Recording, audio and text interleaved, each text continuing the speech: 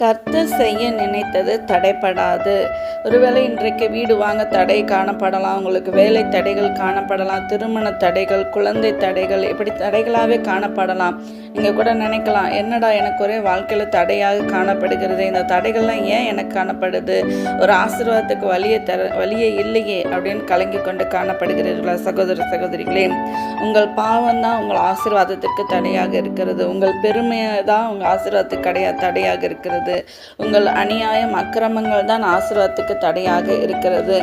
நீங்கள் யாருக்காவது தீங்கு செய்திருந்தால், இல்லை நீங்கள் யாராவது ஏமாற்றி இருந்தால், இல்லை நீங்கள் யாரையாவது வேதனைப்படுத்தியிருந்தால், இப்படி ஏதாவது தவறு செய்திருந்தால் உங்களை ஒப்புக்கொடுங்க சகோதர சகோதரிகளே.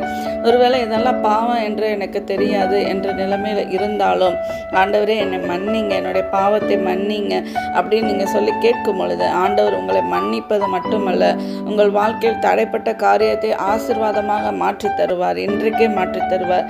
நீங்கள் விசுவாசித்து ஆண்டவரே என்னை மன்னிங்கன்னு சொல்லி கேளுங்க. கேட்கும் பொழுது உங்கள் தடைகள் மாறி காரியங்கள் வாய்ப்பதை நீங்கள் பார்ப்பீர்கள். விசுவாசியுங்கள். நன்றி. ஆமென்.